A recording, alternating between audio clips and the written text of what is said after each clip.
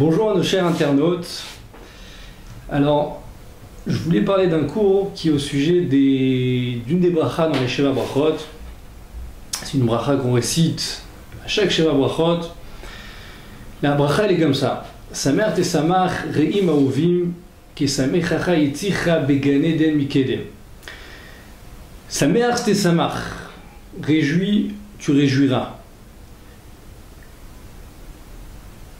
Re'im ahovim, ceux qui s'aiment, kesamechacha yitzicha began eden mikedem, comme t'as réjoui ton créateur au Gan Eden. Alors la Gemara dans Ketuvot explique que cette bracha se rapporte à Adam Arishon. Que Adam Arishon, comme on le sait, il était seul, il n'y avait personne avec lui. D'accord, donc il était seul, il y avait juste lui, il y avait sa femme, qui est Chava. Il n'y a personne qui était là pour les réjouir, ils n'avaient pas d'invité. Ils n'avaient personne, ils étaient seuls. Donc qui sait qui pouvait venir les réjouir, leur donner une simcha. Alors la Gemara dit que quoi qu'il y avait Akadosh Baruch Hu, il est venu, il a été Mesameach Otam, il les a réjouis. La question qui se pose, c'est qu'on sait que pour avoir une simcha, comme il est écrit dans le passouk Berov Am Adrat Melech, plus on est nombreux, plus il y a une grande assemblée, plus il y a de monde, plus il y a d'invités, alors c'est sûr que la simcha elle est grande, elle est très très grande. Mais si on est dans un public qui est, je sais pas moi, restreint, ou qu'on se trouve carrément tout seul, alors comment on peut appeler ça une simcha? Par exemple, la fête de Purim, d'accord? Donc on a tous, bon, Hachem, l'habitude de faire le Mishté, la Seuda de Purim. Alors on essaie tous d'inviter du monde, de se retrouver avec plein d'amis, plein de familles, pour essayer de se réjouir. Mais imaginez-vous qu'on se retrouve la fête de Purim tout seul, il n'y a personne, on est seul, il n'y a que nous. Comment on peut appeler ça une simcha? C'est pas une simcha, on est seul, comment est-ce qu'on peut se réjouir? Alors apparemment, Adam et Chava, ils étaient tout seuls. Il n'y avait personne qui était là pour les réjouir. Il y avait que Adam, il y avait que Chava. Alors c'est vrai qu'il y avait Akadosh Baruch Hu qui était là, il essaie de leur mettre un peu d'ambiance. Mais quand même si Akadosh Baruch Hu il est là, en quoi cette simcha elle est tellement grande? En quoi c'est censé remplacer, on va dire, toute une assemblée?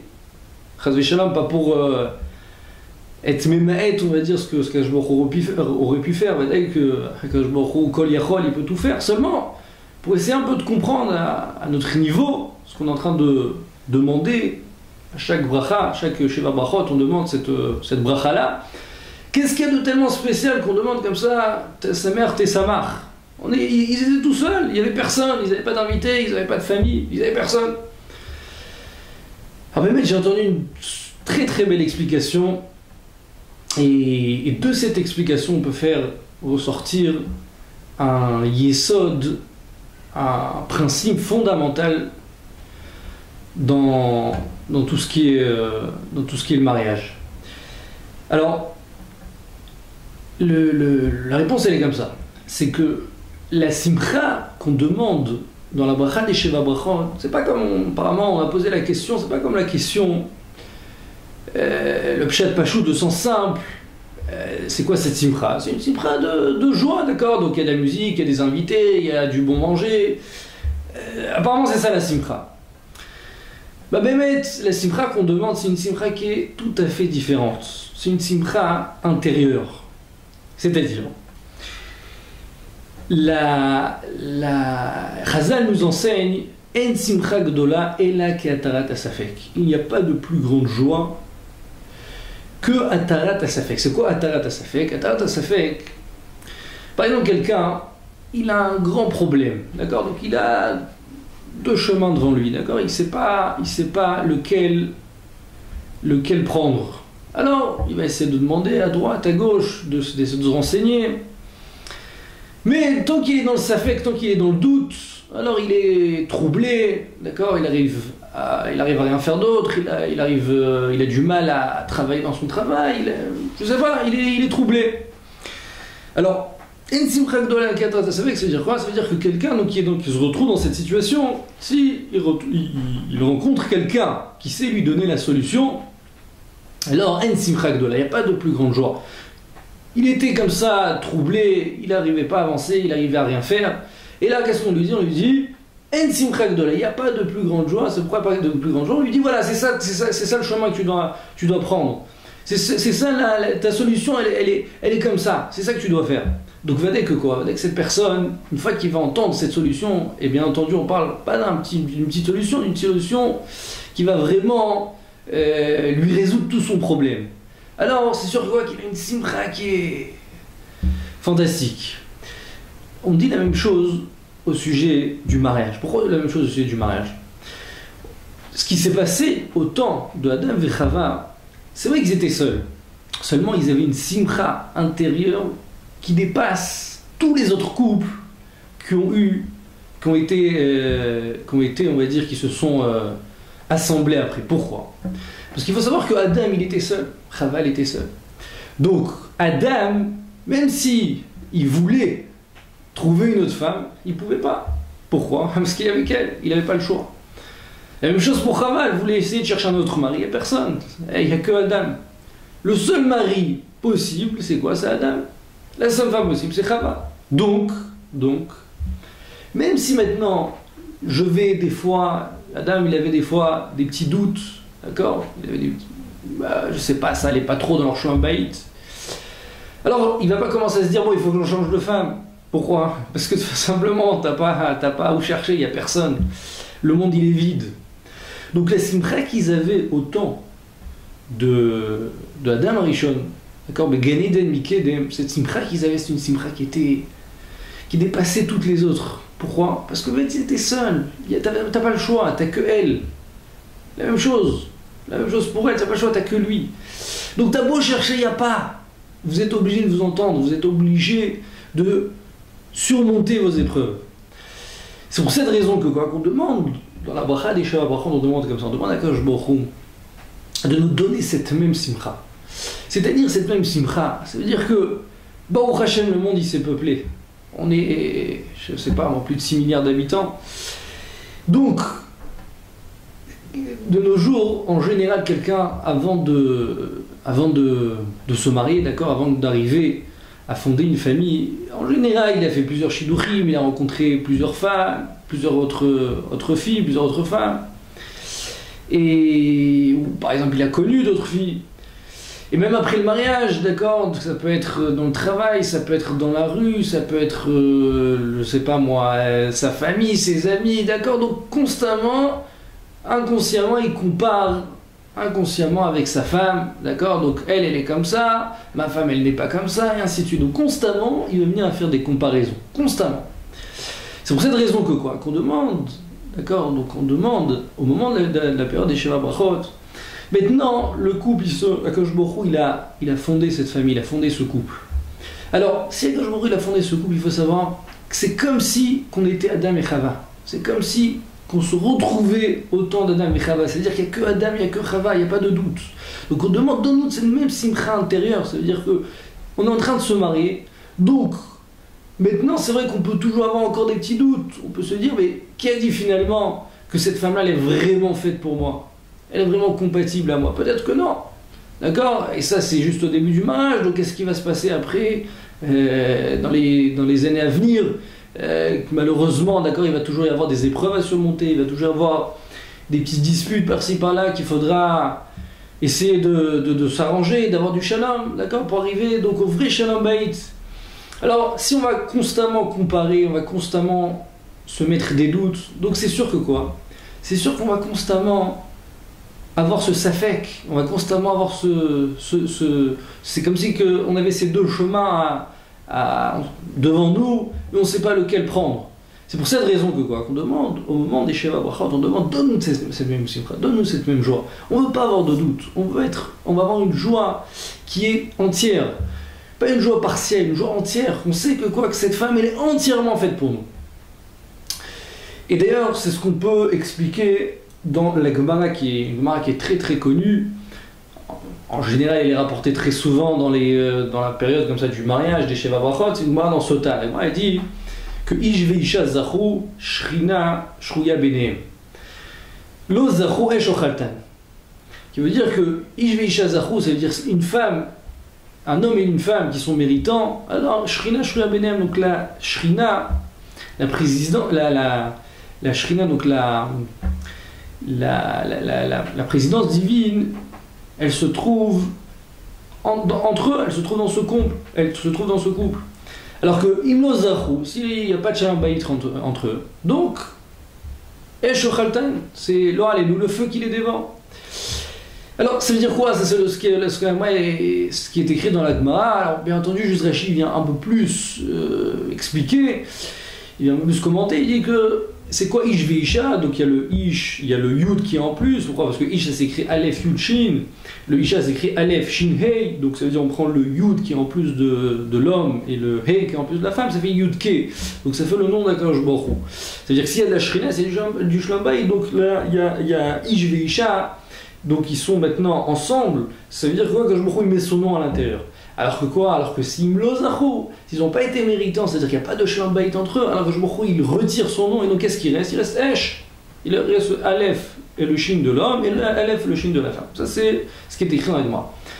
Pour un peu, on va dire, essayer de comprendre cette Gemara, alors on peut tout simplement expliquer, par rapport à ce qu'on vient de dire, que quelqu'un qui vient, maintenant il se marie, d'accord, il se retrouve maintenant avec cette nouvelle femme, comme on a dit, il peut toujours avoir le doute, il peut toujours avoir des sfécotes.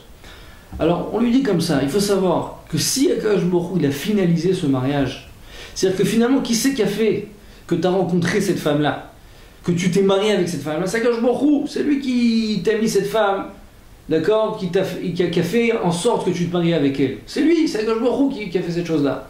Donc si Akadosh Baruch Hu il a fait cette chose-là, il a voulu que tu te maries avec elle.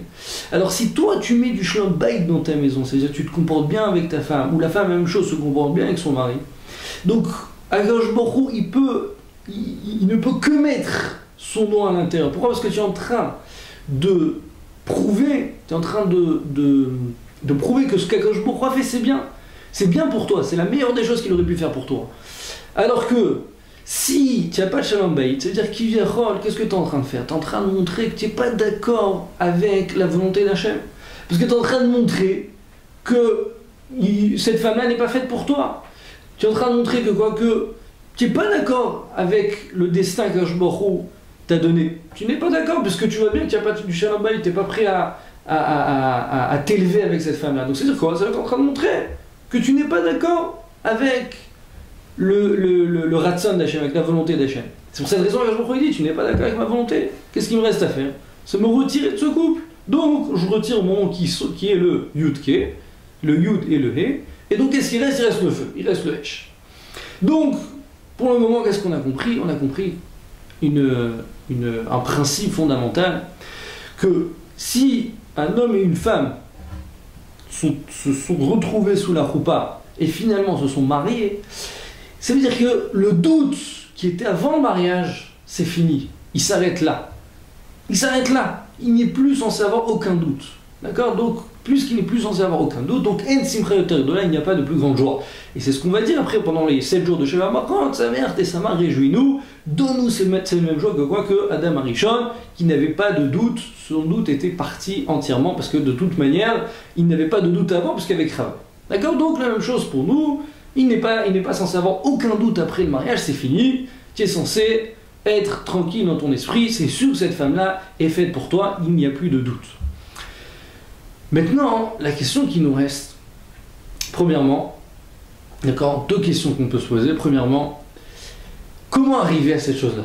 Comment arriver à enlever ce doute? D'accord, c'est bien beau de dire on met notre confiance en Akadosh Baruch Hu, mais sur le terrain, comment on enlève ce doute?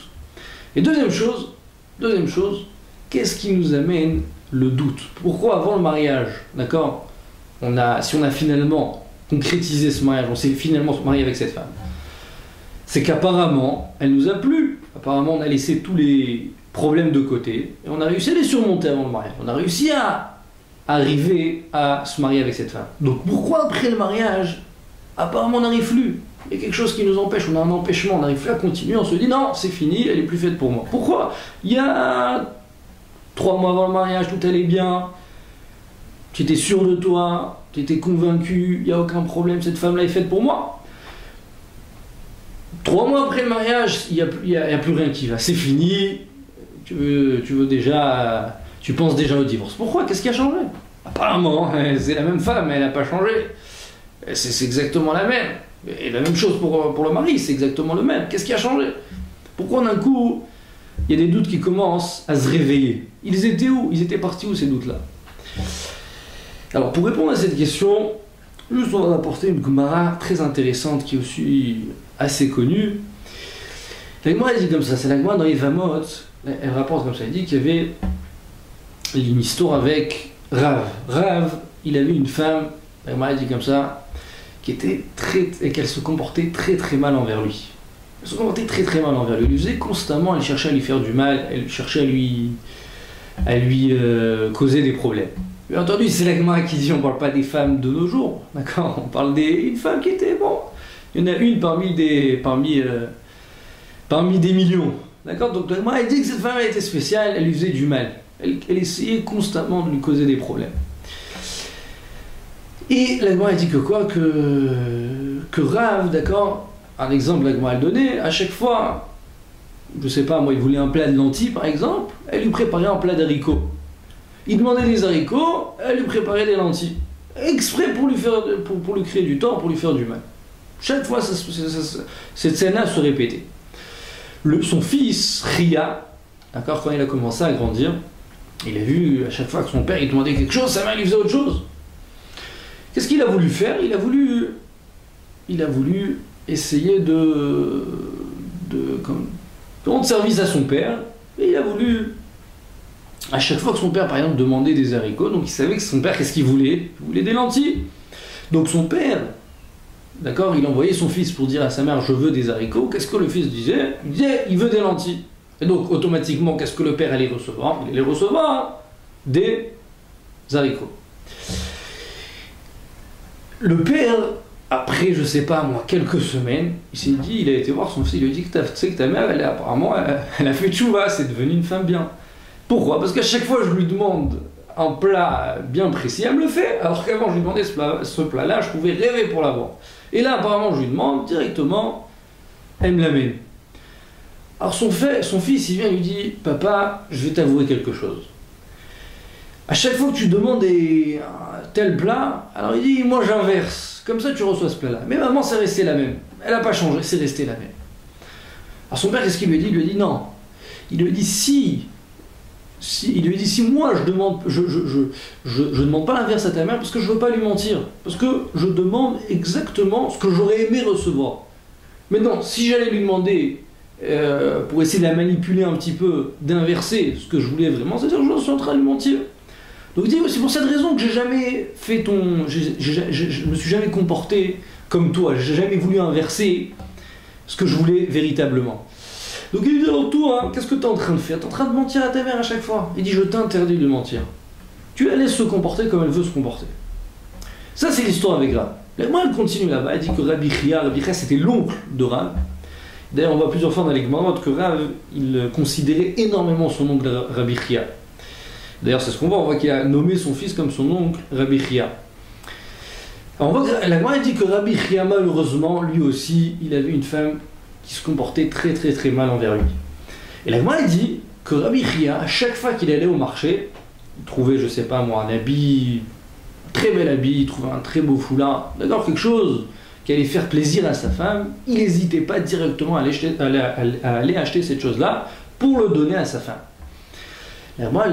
Rav, quand il a vu le comportement de son oncle Rabbi Chia, et que lui-même, il savait très bien ce que c'est souffrir d'avoir une femme méchante, puisque lui-même, comme la Gemara le dit, il avait une femme méchante. Donc il a été voir son oncle Rabbi Chia, il lui dit, mon cher oncle, comment est-ce possible d'avoir une femme si méchante et de vouloir constamment lui faire autant plaisir? Tu vas à chaque fois au marché, tu trouves un bel habit, directement tu penses à ta femme. Pourquoi? Je comprends pas. Je te demande pas de lui rendre la même chose qu'elle te fait, de vouloir te venger. C'est pas ça que je te demande. Mais au moins, voilà, n'essaye pas de lui donner satisfaction, n'essaye pas de vouloir lui faire plaisir. Qu'est-ce que Rabbi Chia lui a répondu? Rabbi Chia lui a dit comme ça, il lui a dit Dayenu chez Megadlot et Banenu ou Matsila Otano Minachet. Il lui a dit comme ça, il dit Dayenu, ça nous suffit chez Megadlot et Banen. C'est-à-dire qu'elle éduque, elle élève, elle fait grandir nos enfants, ça suffit. Et la Matzilot, elle nous sauve de la faute. Donc, Abichai dit, c'est vrai que ma femme, elle a plein de chesronot, elle a plein de défauts, c'est vrai. Mais du fait qu'elle ait ces deux qualités-là, d'éduquer mes enfants et de me sauver de la faute, ça me suffit pour vouloir la satisfaire. La question qui se pose, c'est, cette moi, elle n'est pas compréhensible. Pourquoi? Parce que, est-ce que ce que la Torah souhaite d'un couple, c'est un shlom bayit pareil? D'ailleurs, ça me suffit qu'elle me fasse ces deux choses-là pour vouloir lui faire du bien, pour vouloir la satisfaire. C'est quoi ça, Daïnou? C'est quoi ça? Tu n'as pas envie d'avoir un shlom bayit qui est mieux que celui-là? Ça te suffit, c'est bon, elle te fait cette chose-là, c'est tout, ça suffit, c'est ça ta femme? La Torah, c'est sûr que elle a donné à l'homme une femme ou à la femme un mari pour arriver à une harmonie parfaite, à une harmonie exemplaire. D'accord? On s'entend à merveille. Donc, comment est-ce possible que la Gemara vient et nous dit non, Daïnou, ça me suffit, j'ai pas besoin de plus, ça me suffit. Matzila otanu minachet, Megadlot et Banen, ça me suffit. Mais je comprends pas, il est où ton shlom bayit? Il est où ton shlom bayit? C'est quoi Daïnou, ça me suffit? C'est quoi cette expression de la Gemara? Alors, j'avais une très belle réponse. Très belle réponse. Et Bezrat Hashem, cette réponse, elle va nous éclairer pour arriver à comprendre ce qu'on a demandé au début. C'est comme ça. Il faut savoir que quoi? Il faut savoir que la Torah, c'est vrai, elle veut que tu arrives à un shlom bayit parfait, à un shlom bayit exemplaire. Seulement quoi. Au début, d'accord, tu viens pour te marier.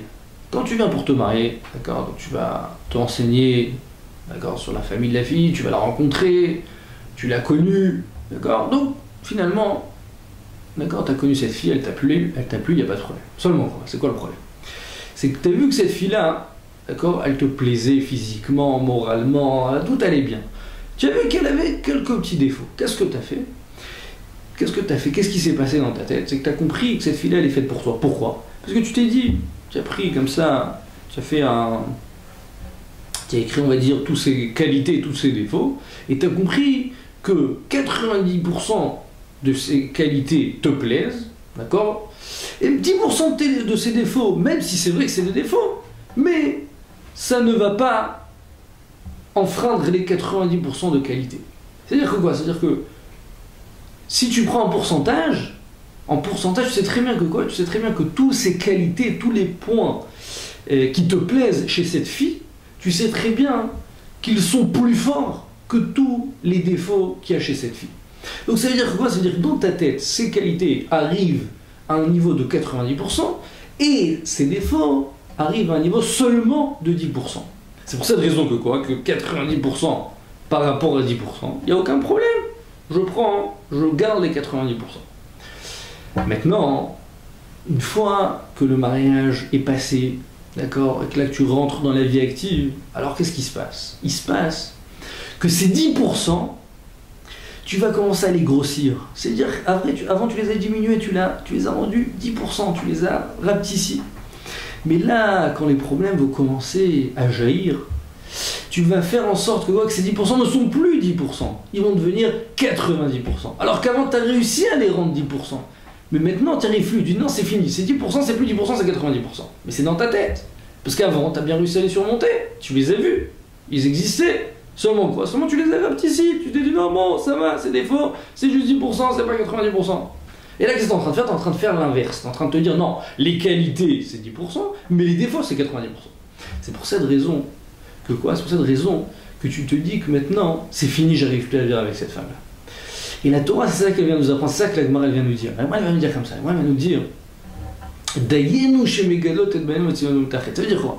C'est-à-dire que même si avant le mariage, cette femme-là n'avait que ces deux qualités, elle avait tous les défauts possibles et imaginaires au monde qu'elle a véritablement, comme ce que malheureusement Rabbi Chia souffrait, seulement quoi. Si cette femme-là avait seulement ces deux qualités, ça m'aurait suffi pour me marier avec elle.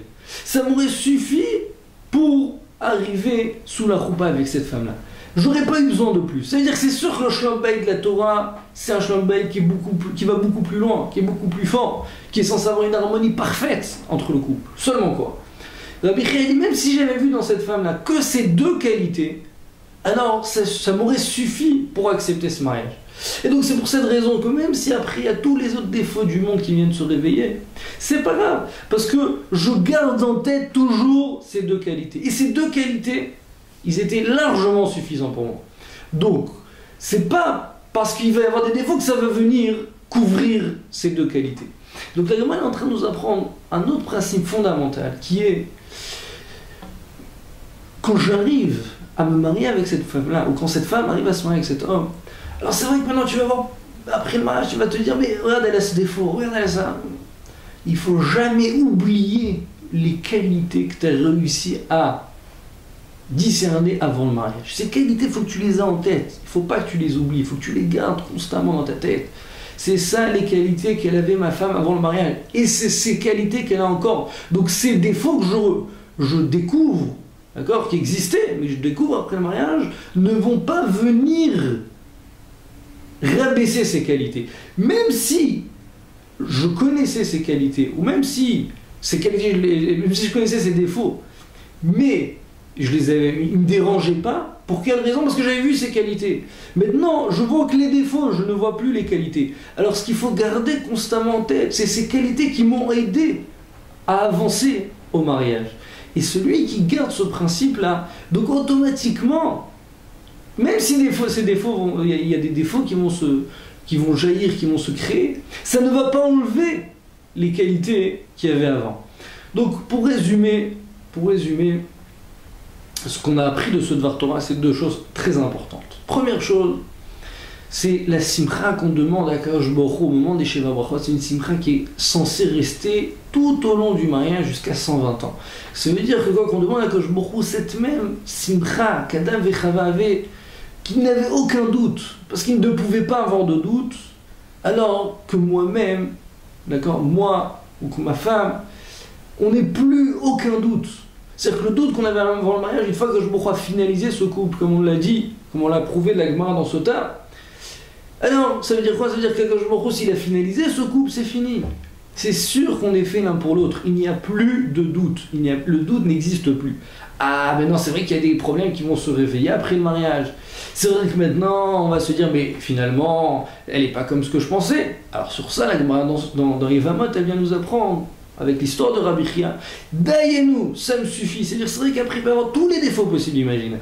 Du fait que ces qualités-là, que j'ai découvertes avant le mariage, ils étaient tellement forts, ils m'ont tellement plu, ces défauts qui viennent après, qui existaient, ils ne viendront jamais recouvrir, ils viendront jamais couvrir les qualités que ma femme a et qu'elle les aura jusqu'à 120 ans.